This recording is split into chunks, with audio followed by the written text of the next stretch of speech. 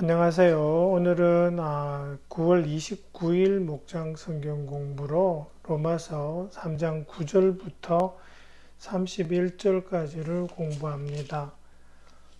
제가 10월 첫 주일에 설교를 하는데 그때 이 본문을 가지고 설교하려고 합니다.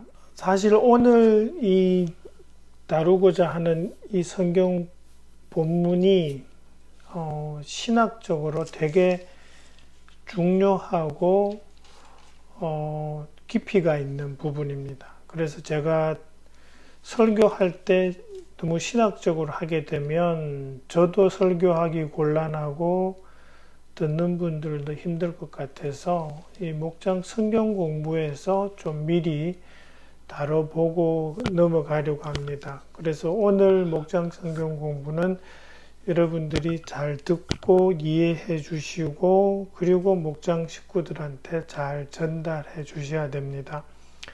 아마 교회를 오래 다니신 분들은 한 번씩은 다 들어본 내용이라서 그렇게 어렵진 않겠지만 혹시 신앙생활이 그렇게 오래되지 않으신 분들이 목장 성경 교사를 하고 계시는 경우에는 이 부분을 잘 이해하시는 것이 여러분 개인의 신앙생활에도 많이 도움이 될 줄로 믿습니다. 그 3장 9절부터 해서 이제 쭉 그 31절까지 나오는 내용은 첫 번째 많은 저희 새번역 성경에 그 제목이 뭐라고 나오냐 하면은 사람은 모두 죄인이다 이렇게 되어 있습니다. 이게 사실은 로마서에서 그 사도 바울이 1장 18절인가부터 하시는 말씀이 있습니다. 거기에 1장 18절에 그 제목이 뭐냐 하면 사람이 짓는 갖가지 죄 이렇게 되어 있습니다. 그리고 사도 바울은 사람이 짓는 여러 가지 죄에 대해서 이렇게 쭉 말씀을 1장 18절에서 시작하시면서 이 전반적인 사람들의 죄와 또 거기에 임하시는 하나님의 심판, 그리고 이방 사람들의 왜 죄인인가, 또 심지어 율법을 받아서 그 율법을 가지고 산다라는 그 자부심이 있는 유대인들이 왜 죄인인가를 쭉 설명하는데 그 마무리 짓는 부분이 이제 3장 20절까지 내용입니다.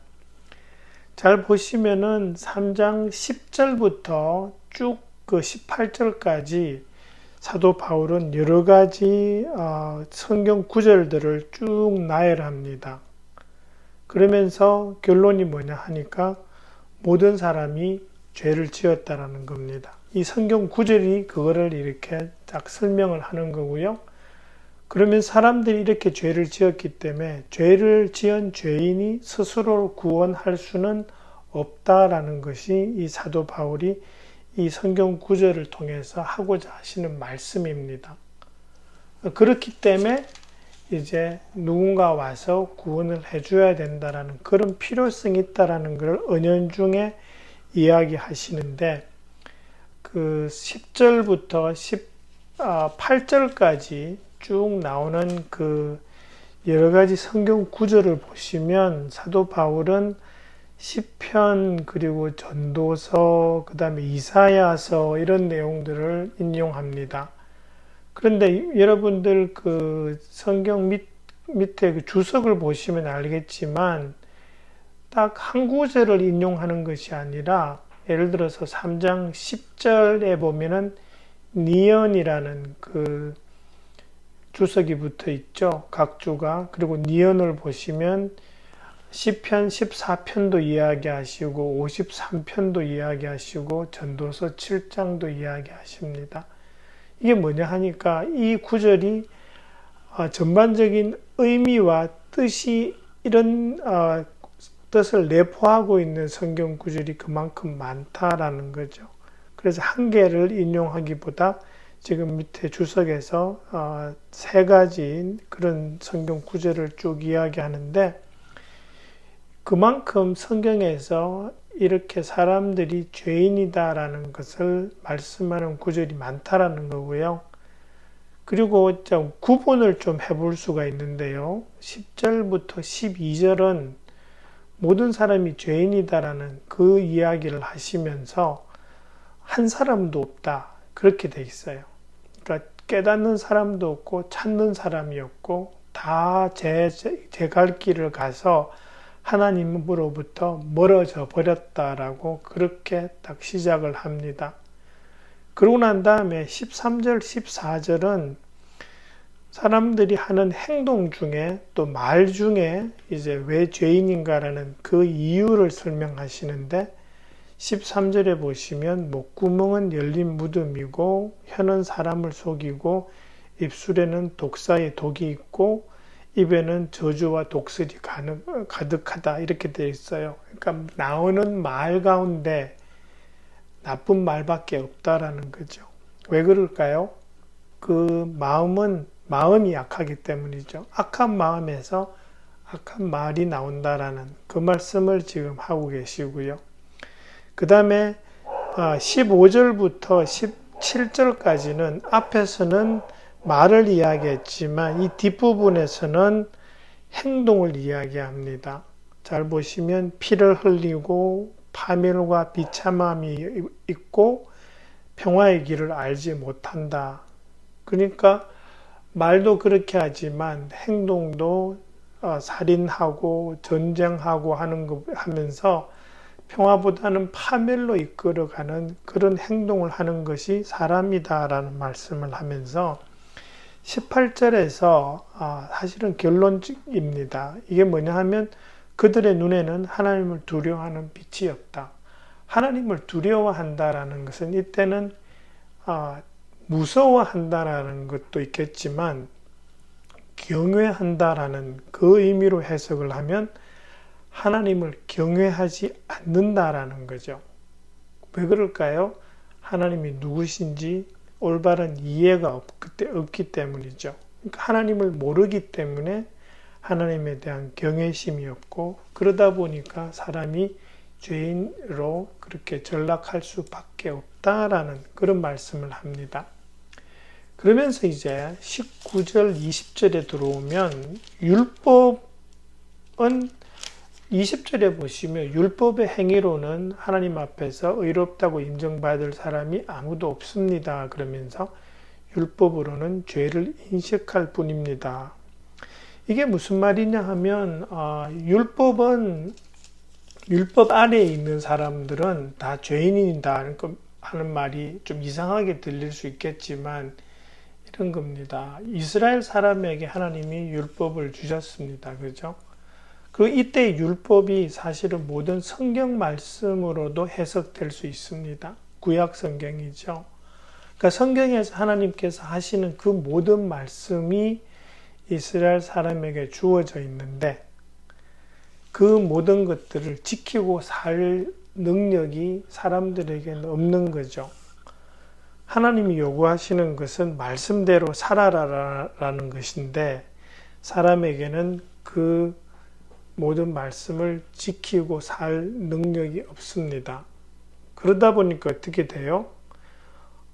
하면 할수록 하나님의 말씀대로 살려고 하면 할수록 힘들어지는 거죠. 나는 못하는데 못하면 어떻게 돼요? 죄인이죠.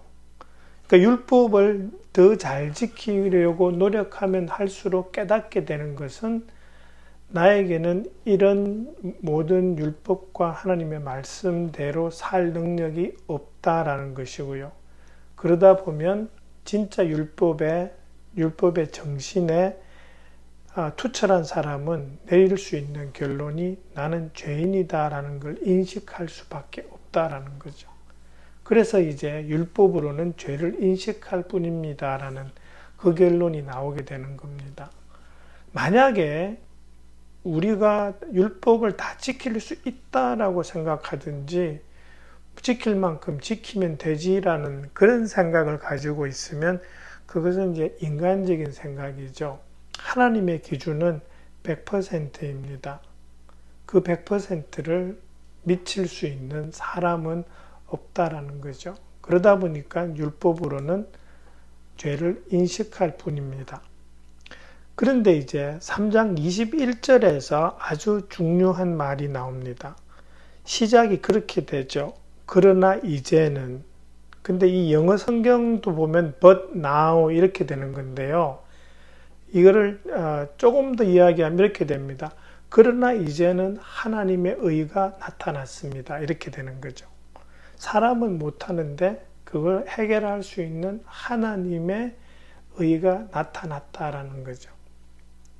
이전까지는 지킬 수 없는 율법을 통해서 죄를 인식할 수밖에 없었고, 그런 사람들에게 율법과는 상관없는 믿음으로 구원받는 길이 열렸다라는 거죠.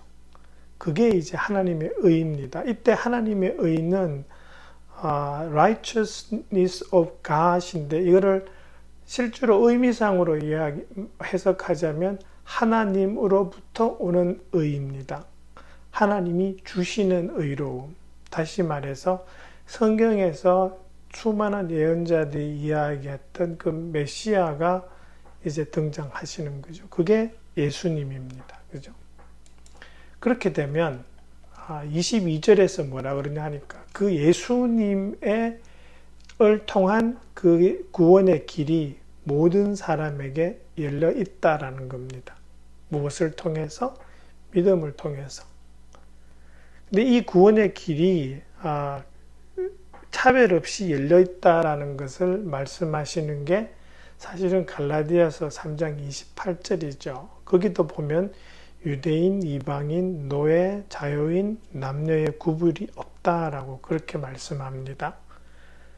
그런데 이 구원의 길이 모든 사람에게 차별이 없이 적용된다라는 말씀이지만, 근데 모든 사람이 구원받게 된다라는 말씀은 아닙니다. 아주 자유주의 신학자들 가운데 모든 사람이 구원받는다고 그렇게 주장하시는 분이 있는데, 그건 아니죠. 그 단서가 붙어 있죠. 믿는 사람에게 미칩니다. 딱 그렇게 되어 있습니다. 모든 사람들 중에 믿는 사람, 그 사람들에게만 이 구원의 길이 유효하다라는 겁니다. 그리고 23절에 여러분 보시면 그런 말씀을 하시죠. 모든 사람이 죄를 범하였습니다. 그래서 하나님의 영광에 못 미칩니다. 그러는데 여기서 이야기하시는 것에 하나 빠진 게 있죠. 죄의 종류가 안 나오죠. 그죠? 그러니까 우리는 보통 생각하면 그렇잖아요. 살인했으면 중죄인, 조그만한 걸 훔치면 아주 경범죄라고 취급하죠. 인간의 법정에서는 징역을 선고하는데 어떤 것은 무기징역, 어떤 것은 사형으로 가고, 어떤 것은 몇 달 또는 주의만 주고 끝나는 그런 것들이 있죠. 경중이 있습니다. 그죠? 근데 하나님의 눈에는 모든 죄에 대한 구분이 없다라는 겁니다. 그게 이제 우리가 죄라는 걸 생각할 때 한번 마음에 두어야 할 것입니다. 그죠? 그게 이제 3장 23절까지 좀 보고 싶은 내용이고요. 3장 24절부터 좀 이제 신학적으로 좀 중요한 내용들이 나오는데, 그 24절에 보면 이렇게 되어 있습니다. 사람은 그리스도 예수 안에서 얻는 구원으로 말미암아 하나님의 은혜로 값없이 의롭다는 선고를 받습니다. 되어 있는데, 이 24절, 25절에서 중요한 단어 몇 가지를 좀 설명을 하고 넘어가려고 합니다. 저희 새번역에는 그리스도 예수 안에서 얻는 구원으로 이렇게 되어 있는데, 개역 개정을 보시면 그리스도 예수 안에서 얻는 속량으로 말미암아 이렇게 되어 있습니다. 그러니까 구원 의미상으로 해석을 하면 구원이라는 의미가 됩니다. 근데 실질적으로 정확한 의미 전달을 위해서는 속량이라는 단어를 사용하는 것이 맞습니다. 이 속량이라는 단어는요, 원래 헬라 말로는 아폴리트로시스라고 해서 시장에서 쓰는 용어입니다. 상업 용어죠. 뭐냐 하면은 영어로는 이걸 우리가 이제 redemption 이렇게 이제 번역을 하는데요. 이것은 이 한자로는 어떻게 되냐니까 속받칠 속자에 좋을 양자를 씁니다. 사전적으로 속량의 뜻을 살펴보면 몸값을 받고 종이나 노예를 풀어줘서 양민이 되게 한다라는 뜻입니다. 그러니까 돈을 받고 풀어줘서 자유로운 신분이 되게 한다라는 건데요. 조선 후기에 여러분 우리나라 역사를 보면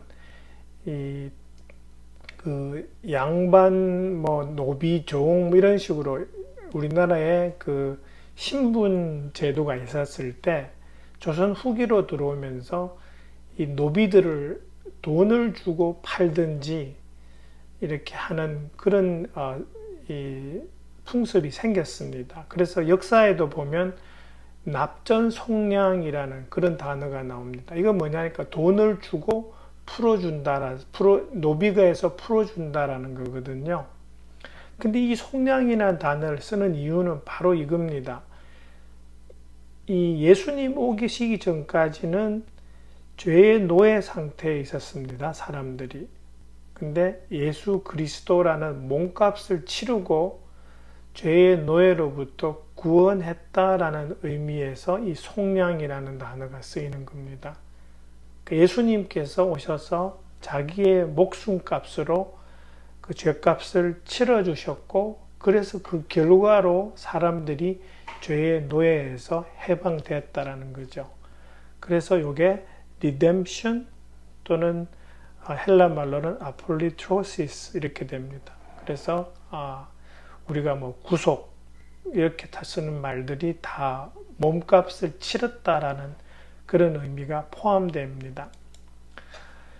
근데 29개와 연결해서 하나 더 설명하자면 25절에 이렇게 되죠. 하나님께서는 이 예수를 속죄 제물로 내주셨습니다. 이렇게 되어 있어요.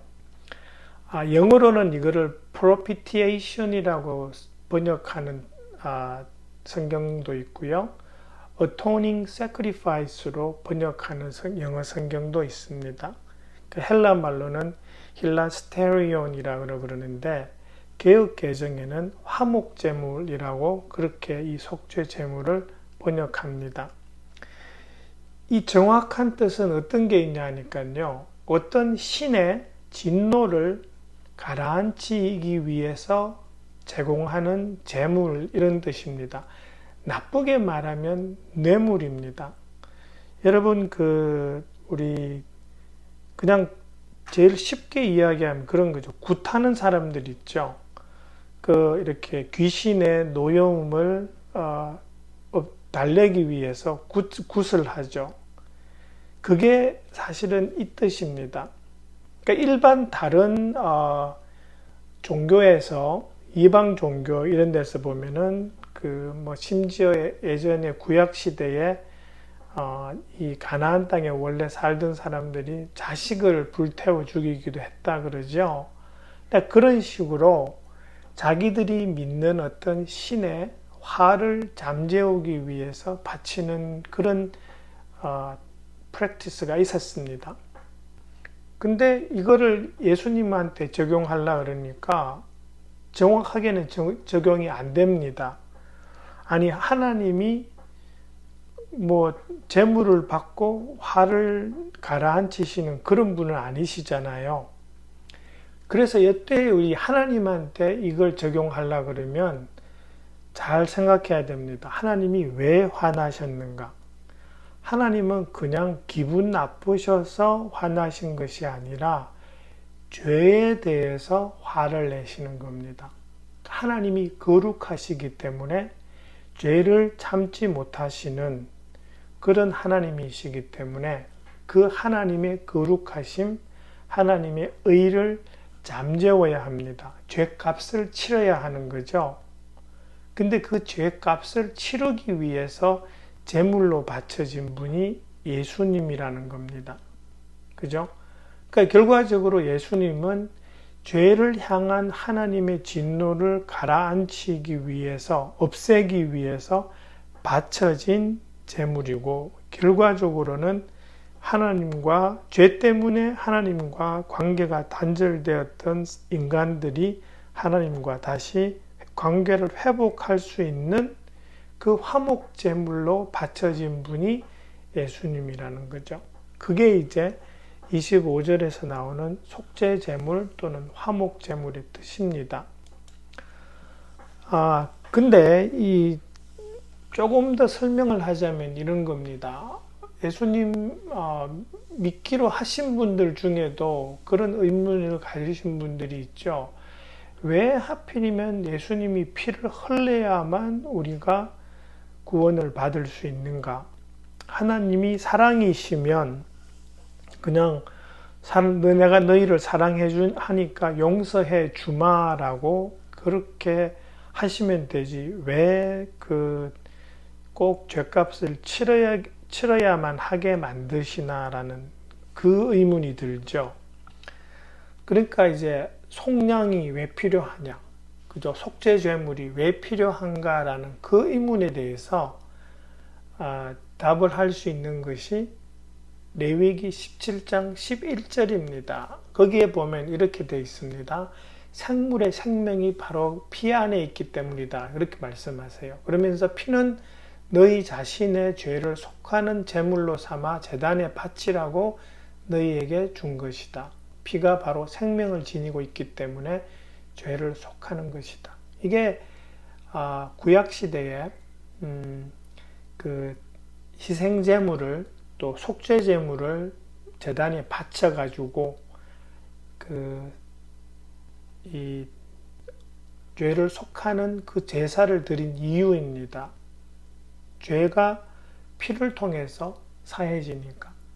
근데 사람들이 죄를 한 번 짓고 마는 것이 아니라 계속 짓기 때문에 이 제사를 거의 매일 드려야 하죠.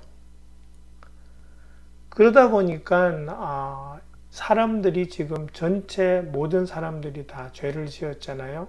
그 죄를 사하기 위해서는 피가 필요합니다. 그죠? 그게 하나님의 공의입니다. 하나님은 의로우신 분이기 때문에 죄를 처벌하지 않고서는 넘어가실 수가 없습니다. 그러니까 어떤 방식으로든지 간에 죄는 처벌을 해야 되고 그 상황 하에서 사랑이 등장할 수 있는 거죠. 두 개가 같이 갈 수는 없는 거죠. 왜? 그냥 용서만 해주면 하나님의 의로우신 분이라는 그것이 또 달성이 안 되고요. 처벌만 하자니 하나님의 사랑이신 하나님이 달성이 안 되고 두 개의 딜레마가 있죠. 그걸 함께 해결하는 것이 예수님입니다. 그러니까 로마서 5장 12절에 보시면 그런 말씀이 있죠. 죄가 들어와서 모든 사람이 죽게 되어 있다. 왜? 죄의 삭은 사망이니까요. 영적으로 하나님과 단절되는 것이죠. 그렇게 하나님과 단절된 그 죽음에서 빼오려면 죄값을 치러야 되는데, 죄가 있는 사람을 그 제물로 바치면 그거는 그 사람의 죄 때문에 죽게 되는 거니까요. 그러니까 하나님의 의로우심을 만족시키려면 죄가 없는 사람이 제물로 바쳐져야 합니다. 죄가 없는 사람의 피가 바쳐져야 되는데 그런 사람이 없다라는 거죠. 그렇기 때문에 하나님의 아들이신 죄가 없으신 분이 이 땅에 오셔서 사람으로 태어나시고 그리고 죄 없이 사시다가 하나님 앞에 죄를 속하는 제물로 바쳐져야 됐다는 거죠. 그렇게 되면 어떻게 돼요? 죄를 벌하시는 하나님의 의가 만족이 되고 사람을 향한 하나님의 사랑이 만족이 되죠. 그렇게 되면서 이제 예수님이 하나님의 의와 하나님의 사랑을 동시에 만족시키는 분이 되시는 거죠. 그리고 하나 또 이제 이야기하자면 24절에 보시면 거기에 뭐라고 하시냐 하니까 하나님의 은혜로 값없이 의롭다는 선고를 받습니다. 이렇게 되어 있습니다. 그냥 너는 의로운 사람이야 라고 하시는 것이 아니고 의롭다는 선고를 받는다 그래요. 이거는 법정 용어입니다. 그러니까 판결을 받는 거죠. 이렇게 생각해 보시면 제일 쉬워요. 하나님 앞에, 하나님의 법정에 우리가 서요. 근데 하나님 앞에서는 우리는 분명 의로운 사람은 아닙니다. 근데 판결은 의롭다고 판결을 받아요. 왜 그래요? 예수님을 믿는 믿음 때문에 이런 판결을 받는 거죠. 그래서 우리가 예수님을 믿기로 결정하고 예수님 영접하는 그 순간에 우리는 분명 의로운 사람은 아닙니다. 근데 하나님께서는 우리의 믿음을 보시고 우리를 의롭다는 사람으로 인정해 주시는 겁니다. 이걸 기독교 교리에서 칭의라고 합니다. 그러니까 의롭다고 부른다라는 거죠. 영어로 이걸 justification이라고 합니다.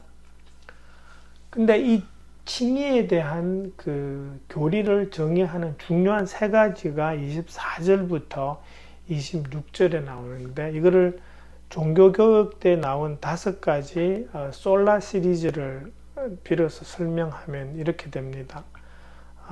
오직 은혜, 오직 예수 그리스도, 오직 믿음입니다. 종교개혁 때 그 개혁하고자 했던 사람들이 주장한 5가지가 있었는데 그것이 요 3개 플러스 오직 하나님의 말씀, 오직 하나님의 영광 그렇습니다. 근데 요 중에 3가지만 가지면 이 칭의가 설명이 됩니다. 사람은 한 게 하나도 없는데 오직 하나님의 은혜로 이게 가능하다는 거고요. 다른 것 뜻은 안 되고 오직 예수 그리스도를 통해서만 가능하고 사람이 행위가 아닌 믿음으로만 가능하다라는 것이 이 칭의입니다. 다시 말해서 사람의 행함이 아니라 오직 예수 그리스도를 믿는 믿음으로 하나님의 은혜로 주어지는 것이 구원이다라는 그런 말씀이 되고요. 그 다음 27절부터 31절에는 3가지 질문이 나옵니다. 사도 바울이. 그 27절에 나오는 질문이 그런 게 있죠. 그렇다면 사람이 자랑할 것이 어디에 있습니까? 라고 질문하는데 답은 없다라는 거죠. 구원에 대해서 사람이 자랑할 것은 없습니다. 그죠? 왜냐? 행위와는 관계가 없기 때문에. 그게 28절에 나오는 말씀이고요. 29절에 나오는 2번째 질문은 하나님은 유대 사람만의 하나님이십니까? 이방 사람의 하나님도 되시지 않습니까? 답은 그렇다 하죠. 그러니까 모든 사람을 차별 없이 대하시는 하나님의 은혜로만 가능하다. 그런 거고요. 31절에서 그러면 믿음으로 말미암아 우리가 율법을 폐합니까? 그러는데 답은 그렇지 않다라는 겁니다. 요때 율법은 구약 성경 말씀이라고 이해하는 것이 더 쉽습니다. 그러니까 믿음으로 말미암아 우리가 구원을 받는데 그러니까 그 믿음으로 말미암은 구원을 받기 때문에 율법은 필요 없다라고 그렇게 말할 수 있는가? 그럴 수 없다라는 겁니다. 왜냐하면 우리가 믿음으로 구원을 받지만 구원을 받은 후에 우리의 삶을 통해서 예수님을 믿는 그 믿음이 실체화되는 그 삶을 통해서 성경에 나와 있는 하나님의 말씀이 옳다라는 것을 우리가 증명하게 되는 거죠. 그것을 율법을 굳게 세웁니다라고 31절에서 지금 말씀하는 겁니다.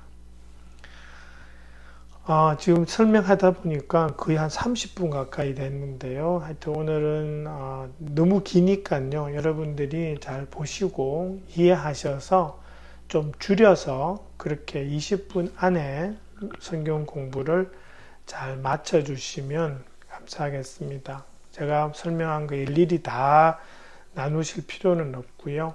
여러분한테 도움 되시는 부분은 도움 되시는 걸로 이해하고 필요한 부분에 대해서만 그렇게 목장 식구들에게 나눠주시면 되겠습니다.